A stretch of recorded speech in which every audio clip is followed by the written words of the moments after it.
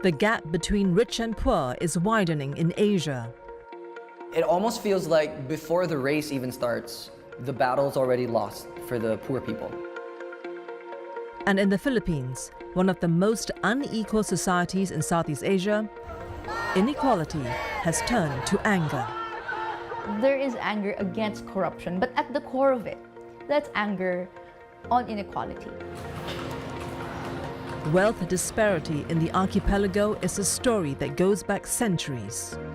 You have now the distinct elite class, which is actually a continuation from the pre-colonial elites of the tribal chiefs. And continues to echo in the present. Truth be told, I don't think there's even, the possibility of wealth accumulation. It's a lot of poor people barely scraping it to live day by day. As the Philippines push to become a high-income country, will growth be shared by all? The opportunity must be there, so that no one should be excluded from having the same opportunity.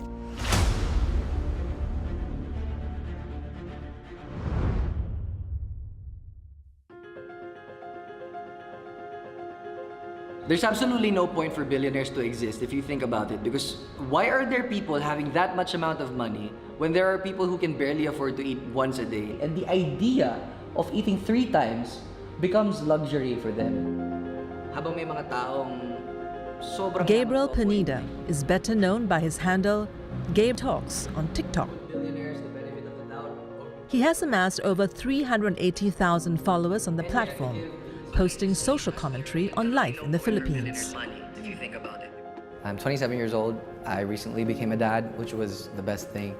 And I wish to live long enough to see the Philippines change for the better. People are living in extreme conditions where they don't really eat properly, they don't sleep properly, they don't study properly. Yes, I get the talking point of they work. Gabriel's anger doesn't just live online. It echoes a wider reality. Last year, Oxfam, a British-based NGO focused on global poverty, published their yearly report on inequality. The gap between the rich and poor is widening in Asia.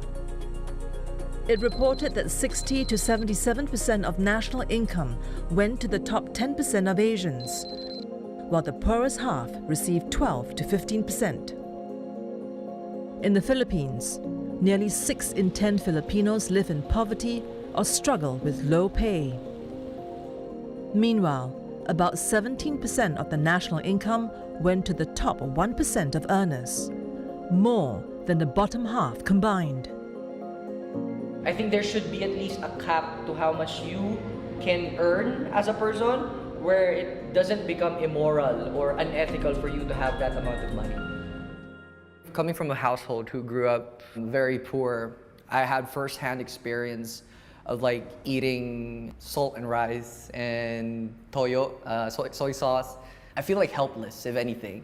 If you are rich, you don't have to worry when you're gonna eat next because the fridge is full, pantry's full. It almost feels like before the race even starts, the battle's already lost for the poor people.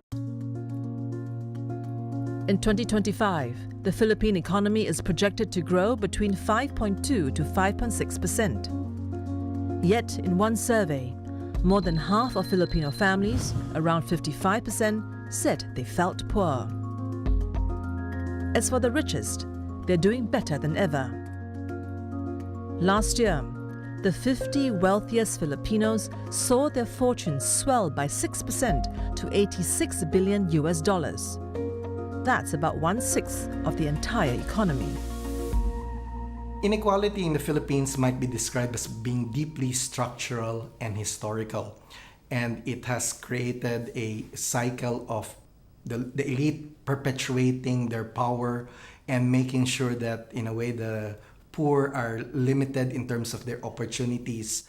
In the past 30 to 40 years, the country's wealth has been increasing, but this development is not felt on the ground. Power and wealth is concentrated in some surnames, And you would see this every year.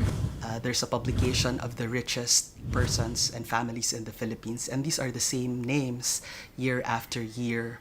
Families were able to control the lands, the estates, the means of production. What explains the wealth gap in the Philippines? Part of it originated centuries ago, when the country was a Spanish colony, which created a system that shaped and divided the Philippines. You have now the distinct elite class, which is actually a continuation from the pre-colonial elites of the tribal chiefs. And when the Spaniards arrived and created the different pueblos or towns across the country in the different provinces, they retained the chiefs as the town leaders, called the Principalia. We could say that the first generation of Filipino elites were the Principalias, and their role was to collect tribute from the local population. Spanish rule began in 1565. It spanned more than 3 centuries, and over that time, the class pyramid was refined and calcified. At the very top were the Spaniards who colonized the Philippines, mostly friars, and of course the government officials who mostly stayed in the capital in Manila.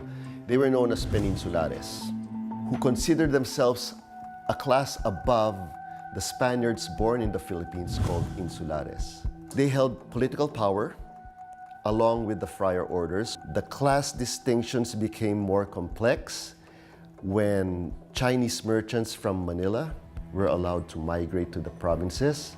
They intermarried with the local population, mostly with descendants of the Principalia. As they got more descendants, they became the mestizo class. And this mestizo class was distinct from the political elite. They had the capital to engage in the local commerce. They got this privilege mostly through being awarded monopolies, to set up markets or to sell special products such as tobacco and alcohol, which was consumed by the local population. The native Filipinos were referred to by the Spaniards as Indios. Historically, wealth had been concentrated in the hands of an elite who eventually evolved into an oligarchy that we have now. In fact, if you look at the top 100 companies in the Philippines, you'll probably see that many of those companies are family-owned conglomerates that are actually part of this elite. They all have their own banks. They all have their own malls. You can think of them as islands, if you will, where they control their own mini economies within the Philippine economy.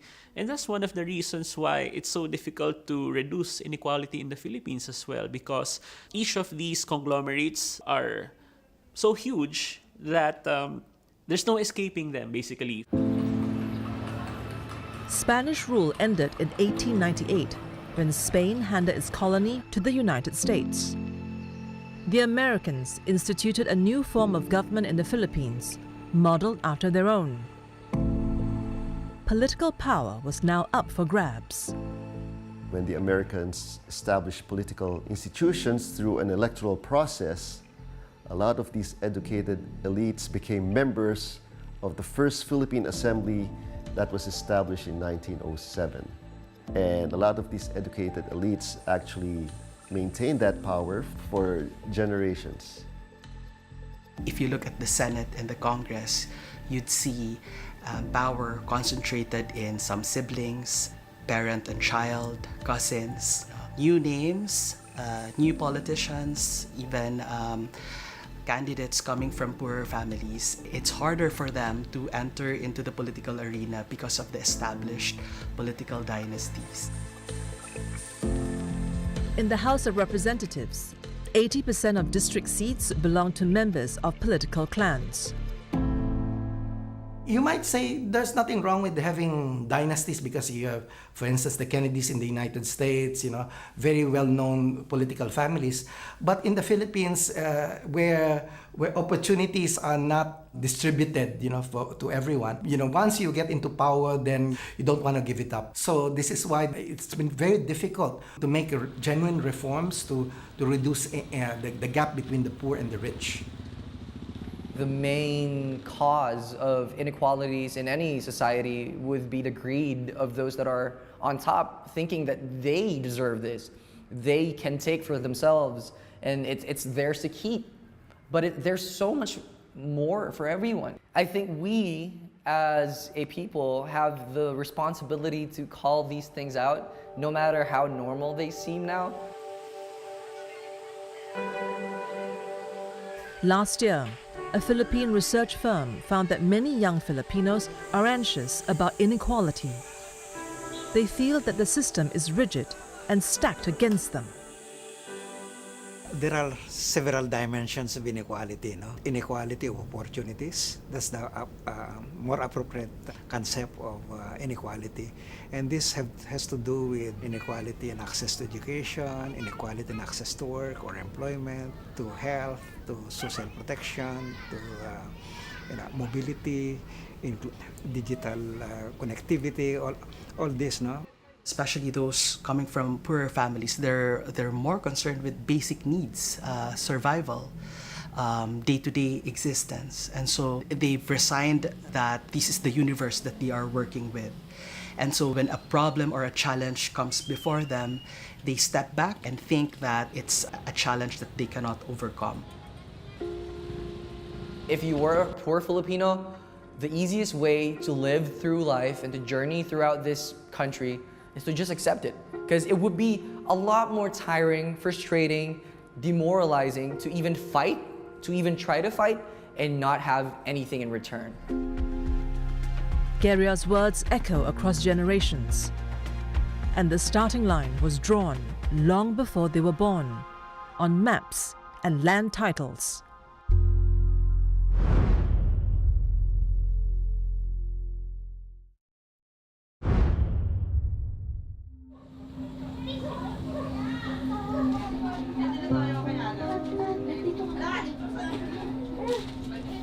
Yung apartment po na nakuha namin is sobrang liit lang din po eh. Parang pagbukas po ng pinto namin parang higaan na po, tapos pag gilid mo po lababo, tapos na po, banyo na po yung dito.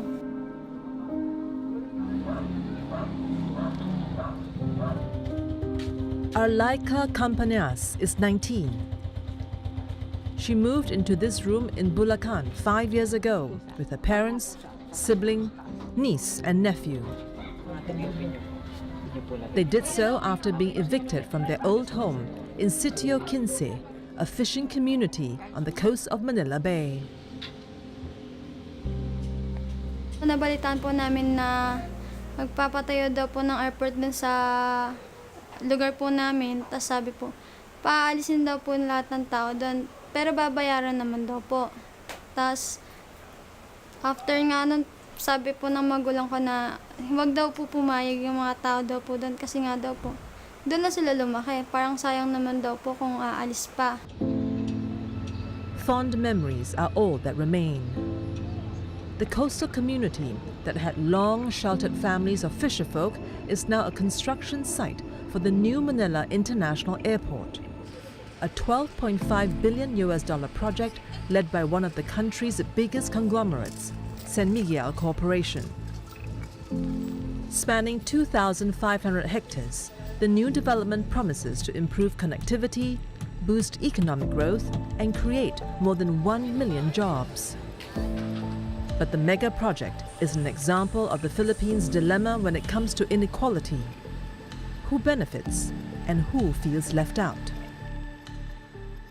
That is what development is all about. Investment in major infrastructure. There are gainers and losers. We look at the cost benefit, whether the benefits are to society, to the economy, are greater than the cost. And what society must do is to ensure that those who are who suffer or who incurred losses are compensated. There's nothing wrong again with having big ticket items. In fact, we need to spend. Of course, we can understand that there might be some people who may be displaced in the short term. But if they are going to be given other opportunities, shifting their job somewhere and where they'll even be getting better paying jobs, better housing, then of course that will mean a good thing in the long term for Filipinos. Whenever you build infrastructures, you demolish urban poor communities. So where do you put these people? How do you really see their livelihoods in the long run? For losing their homes, families were compensated between $1,700 and $2,500 US. For Arlaika's family, it was $85 US. Hiningan po kami ng mga papeles na magpapatunay na talaga bang nakatira po ba kami talaga doon. Wala pong maipakita yung magulang ko kasi nga po, hindi po sa amin yung mismong, kumbaga wala kaming maipapakita kasi nga po, naalis, bumalik. Nung po, pinagyan na po kami ng mga 2 to 3 weeks lang po para po makapag-ayos po ng mga gamit po namin na ililipat po sa dito nga po. Philippines is basically an agriculture country. More than 70% are farmers. So a lot of farmers up to now are landless, and a lot of them are indebted to the landlords. They don't have their own titles to the land, but they've been tilling and taking care of the land for God knows how long. So and this situation, they're being taken advantage of by big corporations. Only 1 in 5 Filipino farmers owns the land they till, according to the Philippine Statistics Authority. Various administrations have launched land reform programs to redistribute ownership and reduce inequality. But the outcome is mixed. Land is always the starting point. The Philippines being a feudal economy, in a way, you are what you own in terms of land. If you are from a very low-income family, hardly any land, then your opportunities for improving, for social mobility and economic mobility are very slim. Land is more than a physical asset here. It's tied to power, a legacy of Spanish rule, where many farmers lost their land to the ruling elites. Because of the burden of having to pay tribute to the colonial government, they often fell into debt. And they borrowed money mostly from these mestizos. Another manner in which these mestizos became wealthy was through the acquisition of land. Through the inability of the Indios to pay back their loans. So this is one major factor which created a very huge, not just wealth, but also gap in social classes in the Philippines. If you go around Metro Manila, you have the urban centers, the suburban centers are actually named after families, landed families, called Ayala Center, Araneta Center, Ortiga Center, etc., etc. So these are concentrated to old families and new land developers. So that's how tightly concentrated, and in that sense, very class-based land is in the urban areas, and I would argue all over the Philippines as well. The Gini coefficient can be applied to land holding. 0 means that land is equally distributed, while 1 means one individual or household possesses all land. According to the last available data, the land Gini coefficient for the Philippines was over 0.6.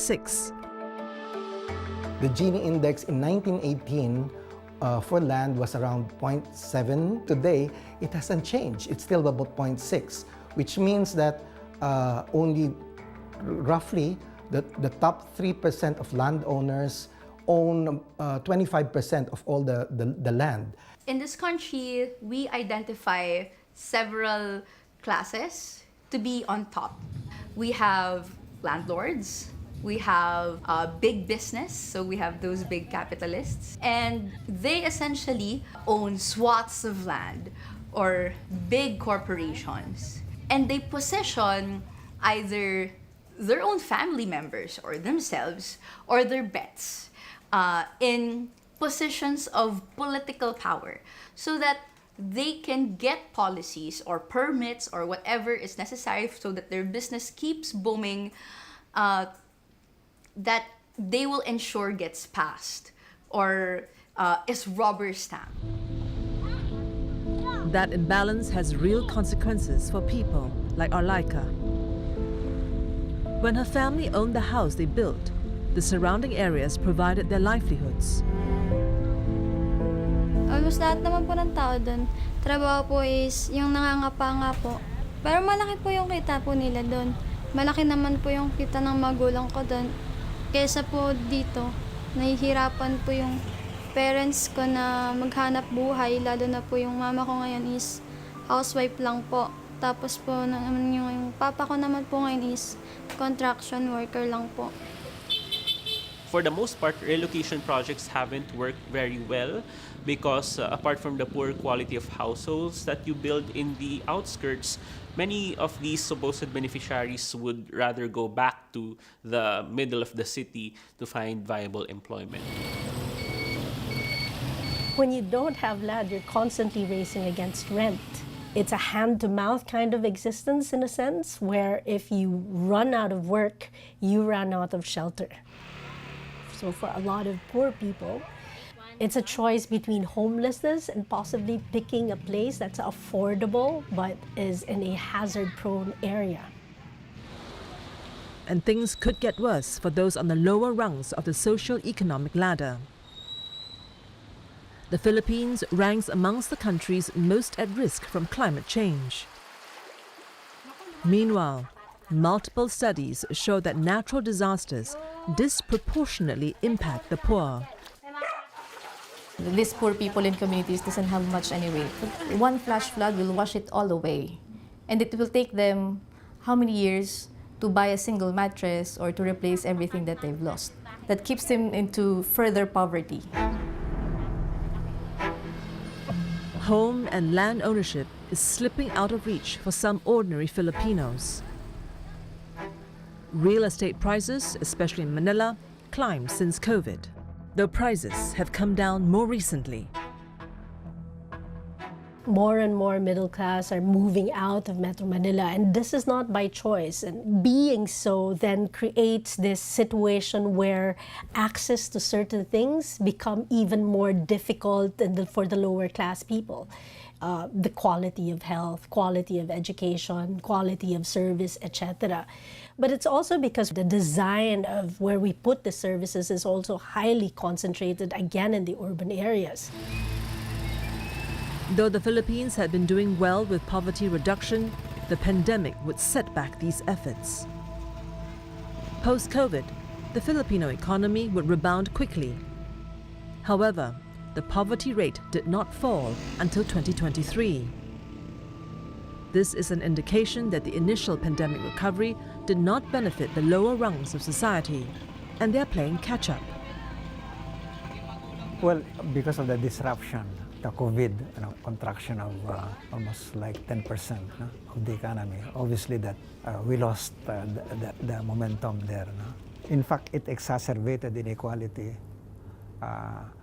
because again, going back to access, who had access to protecting themselves from the pandemic? It's the rich, right? There was definitely K-shaped recovery. K-shaped recovery means that the rich are able to bounce back more or faster compared to the rest of the population. It's a lot of poor people barely scraping it to live day by day, even among the middle class.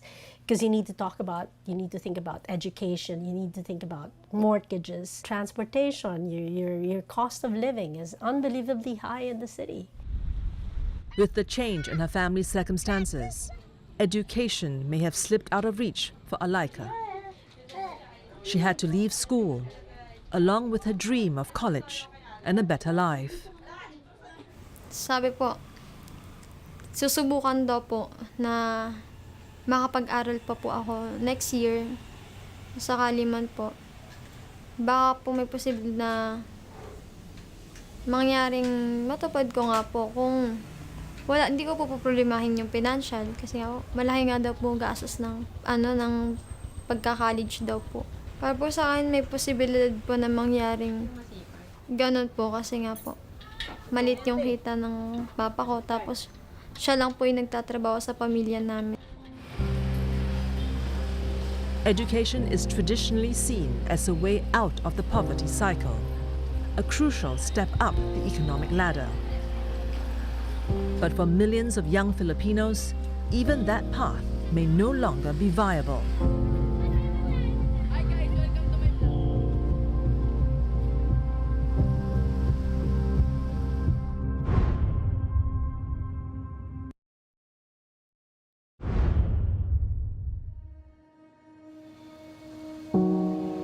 I'm currently 25 years old. During the pandemic, of course, livelihood opportunities for my parents before got cut. My father was a tricycle driver and my mother has no job. They even told me that someone from us 3 kids would have to stop going to school. And I don't like that. I think education is important and I think that's how I get into sex work. I see sex work like as an opportunity for me to get more money to sustain myself so that my parents would only think about my other siblings. Life could be unfair when it comes to education in terms that for someone like me who's a working student who is not even supported by their family. Education is often seen as a pathway to move up the social-economic ladder. But in the Philippines, that pathway depends on where you start. For those in the highest income group, almost half attain higher education. But if your family is in the bottom 10%, only 17% reach those qualifications. I really feel envious about some rich students because they have the opportunity or even the option to fail. If ever they did not graduate, they can always inherit the business of their parents. And that's not something that I have when it comes to going to school or going to a university. You don't only have to think about tuition. You also have to think about your living expenses like the food, the rent, the transportation. While some other people, they don't really think about that stuff.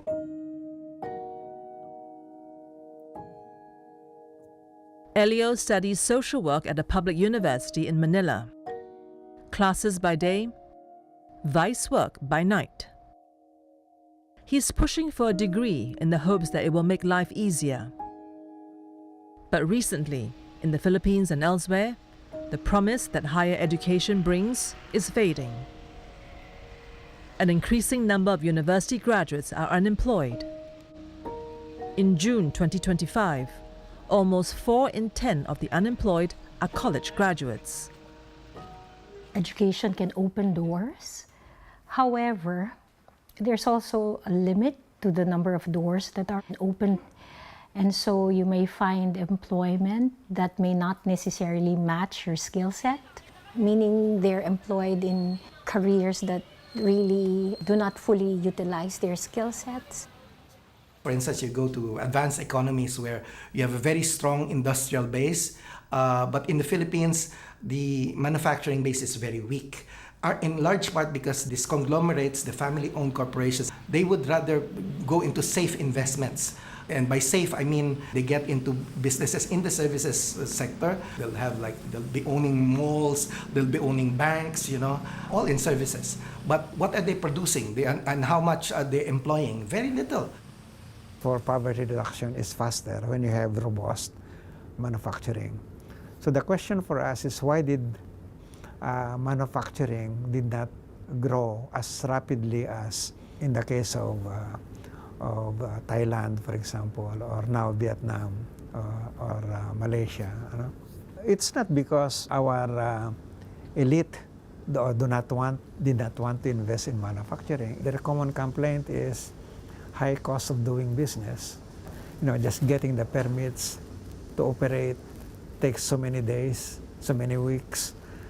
And even if you are no longer profitable and you want to shift to another economic activity, it's so difficult to exit. So it is those areas that we have been trying to address, the ease of doing business. Meanwhile, the Philippine labor market is struggling with a skills mismatch. In January last year, only 13% of applicants were hired in job fairs held by the Labor and Employment Department. Most hires were for low-skilled jobs that do not require a college degree. Many of workers belonging in the middle class are taking low-paying jobs, which are for low-skilled workers. The most skilled, intelligent people actually, they go abroad, and they find better opportunities for them abroad. Furthermore, some experts claim that the pandemic may have set students back by 2 to 3 years, with the poor more adversely impacted. So children coming from poorer families would have been more impacted by the pandemic, especially in the areas of literacy and even numeracy, mainly because they haven't been receiving the help that they needed, the guidance that they needed, since we were all forced to stay at home. The higher income families definitely would have more resources. They would have more devices, better internet connectivity. And so education still would continue for them. Elio managed to pull through this difficult period and entered university. However, he has chosen a degree that is not considered lucrative. I believe that going into social work would not lift my family out of poverty, but I think that it could get my family into living a more decent life. If I graduate social work, I can do development work, other fields of social work, like for example, corporate social work. They said that they have a high paying grade there. While Elio is optimistic, for some young Filipino graduates, landing a job doesn't mean moving up. The payoff from a college degree is shrinking. In 2010, college graduates saw returns of over 140%. By 2022, that had slipped to around 94%. One key driver is falling education quality as enrollment increased. Notoriously, we have a 90% learning poverty rate, one of the highest in Southeast Asia. And that only means that 9 out of 10 school children are not able to understand what they are reading. They get very poor quality education, especially when they go to public schools. So we have an education crisis here in the Philippines, which has a massive implication on inequality of opportunities, especially. The disparity starts really early. It starts with the education opportunities that you get. Someone coming from a lower income family whose educational opportunities are just related to ones offered in school will not have added learnings coming from, let's say, after-school programs. To level the playing field, the government introduced a tuition-free program for all state universities and colleges in 2017. But critics say that without means testing, the rich have availed themselves of these spaces, crowding out the poor. So naturally, the universities would tend to rank who are the best students to come into the school. So, and because the poor tend to be on the lower rank because they tend to come from not so good quality high schools, so they actually are at the losing end of this free public education. It was a populist move, but at the same time, actually, it did not yield the right results, even if there would be some poor who would get into the free public schools. They cannot sustain staying because there are a lot of cost in it. When you have more resources, you have a choice of educational options. But that's not true for the lower classes. Others would just have to accept whatever government has to offer. Nearly 4 in 10 college students in the Philippines drop out before they can complete. At the same time, help for the poorest has been shrinking. Their share of education subsidies fell from 74% in 2018 to 31% in 2022. For students like Elio, these aren't just numbers. They show up in the daily struggle to study and to survive. I have to juggle a lot of different responsibilities, like how do I pay my bills? How do I get to school the next day? You would always have to think or enter other opportunities in order for you to get money. I found a full-time job at Quezon City and also doing sex work on the side. Selling his body is risky, as the Philippines has the highest HIV infection rate in Southeast Asia. For Elio, his college degree will be the light at the end of the tunnel. I think I'm planning to stop it when I graduate because getting a diploma would open me to more doors, to more opportunities, to get a higher salary, to have a job that is more high paying, a job that would not just pay my living expenses but would also enable me to experience other things such as the stuff I want to try, like traveling, entering a new hobby. It is something that I get not to experience today. But yeah, I think it's something that I would experience in the future.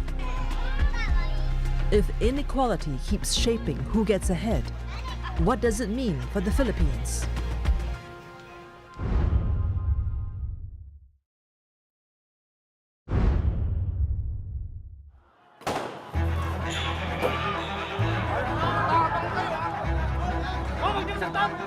Beginning in September, thousands took to the streets across the Philippines in protests. Ostensibly, the outcry was over corruption involving flood control projects. President Ferdinand Marcos Jr. had earlier revealed that over 100 billion pesos, or around $1.7 billion, could be lost to graft. There is anger against corruption, but at the core of it, that's anger on inequality. Right now, the youth are incredibly apprehensive, they're anxious, because as it stands, if corruption continues and if inequality continues, what would the future of the youth look like 10, 20 years down the line? There are estimates that as many as 100,000 people joined the September protests in Manila alone. The demonstrations were characterized as youth-led, as many in the crowd were Gen Zs or millennials. Content creator Gabriel was among them. So I think the youth have come to a point where they don't want to accept it. They don't want to live in the reality where there are people not eating and there are people eating too much. I think the older people have just sort of accepted that the Philippines is poor without questioning the idea of it being poor. But the young people are now like challenging the status quo, the idea of us being poor. The Philippines is not poor, it's plundered, it's stolen of, it's robbed. But it's so toothless, essentially. Beyond protests, some want to change the system from within. No, don't do that. Renee is a 28-year-old lawyer and activist. She's also the representative of the Youth Party List. The party list is how the Philippines Congress accords seats to marginalized groups like indigenous peoples, women, and youths. I've interacted with a lot of youths who are in the middle class. When we're in relationships or when we're thinking about building a family, it feels like a distant dream, because how will we be able to do that if we can't really even support ourselves? Next steps nila. For Renee, there's a sense of urgency. The age limit for the youth representative is 30, after which she will have to give up her seat. This means Renee has about 2 years to push for the change she wants to see. Inequality in the Philippines is by design. The policies that affect majority or 99% of Filipinos are built to continue to keep them poor. So we have to pass laws that break up political dynasties or make sure that they don't run for office again and again. We have to pass bills so that businessmen, contractors don't take advantage of the party list system or the electoral system so that they can field their candidates or their own families into these positions of power. There's a reason the youth are more active in calling out inequalities. Thanks to social media, inequality in the Philippines is more visible than ever. Prior to the September protests, the hashtag #NepoBabies trended online. It described posts by children of wealthy families flaunting their riches on the internet. Can you imagine one influencer showing off that she spent thousands of dollars on just one meal, you know? And whereas many Filipinos will not be able to see that income in maybe 1 or 2 years. Social media has helped to be able to disseminate information, and that has spurred the anger of, especially if are young, that this is too much for them, and they're getting really irritated that why are we paying these taxes and yet we're not getting what we gave government. The thing about Filipinos, we are very patient people. But at the same time, what has changed is that Filipinos are everywhere now, and Filipinos are digitally connected, which means that while we counted on patience before, that may no longer be the case now, you know, because people are comparing our infrastructure with that of Thailand, with that of Indonesia, with that of Vietnam, right? That has now make them ask, why are we not like this? Why are our leaders not like their leaders? For its part, the government vowed to crack down on corruption. The Marcos Jr. administration launched a nationwide audit of flood control projects and set up an independent probe body. Several people linked to the scandal were detained late last year. Kaya yung mga taong yan na kasabwat dyan, eto, mga walang hiyang ito, na nagnanakaw ng pera ng bayan, tapos na ang maliligaya ninyong araw. Hahabulin na namin kayo. In a society, there is always a corruption, but it's that accountability that when you are found out, you are made accountable.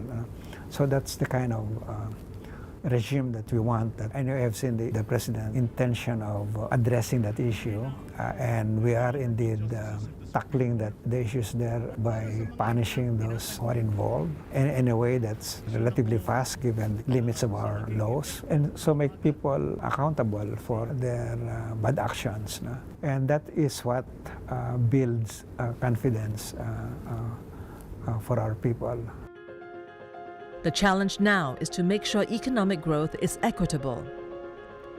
The Asian Development Bank estimates that the Philippines' economy grew around 5% in 2025, the second fastest in Southeast Asia after Vietnam. This is slightly lower than previous projections.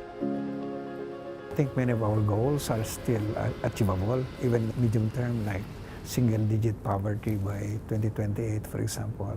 The really more sustaining and most effective approach is just focus on improving that equality of opportunities. Those opportunities start with improvement in the quality education, access by all people, not just the rich, of quality education, access of quality health services, access of quality jobs. In creating those access to opportunities, like you need money, right? And good programs to address that issue. Where do you get that money if government is corrupt? Whether or not the current crisis about corruption can translate into real reforms that will improve people's chances of social mobility, getting better services, creating more new sources of wealth, that remains to be seen. If business as usual continues, we would think that we will get stuck in the so-called middle income trap, which means we will not be able to reach an advanced economy status. Meanwhile, anger over the flood control corruption has not abated. In November, hundreds of thousands continued to take to the streets in demonstrations organized by religious groups. So, inequality could continue to be a pressing issue in the new year, and perhaps well into the next election cycle in 2028. Populism has arisen partly because of the anger, not just of the youth, but of many people in society who feel that they have been left out. People are hungry for change because they have realized that things are only benefiting some people, not everyone, especially not themselves. I think I'm gonna see a better Philippines in my lifetime, if I'm being perfectly honest. If in this lifetime we weren't able to get the results that we want, at least we're paving the way for my daughter, at least. As for Alaika, she has a plan to break the cycle of poverty by joining the military and earning a stable income. Ang gusto ko po is magkaroon po ng sariling bahay po yung magulang ko, yung malayo po sa baha, yung hindi po nila problema yung pag umulan po ng malakas yung magbabaha, tapos yung mag-evacuate, ganun po. Yung stay lang po sa bahay kasi nga po malayo sila sa yung tubig, yung babahain, ganun. Magkaroon na po ng sariling bahay. Pag sinabi kong Pinoy, sumigaw ng hoy! Pinoy! Pinoy! Pag sinabi kong Pinoy,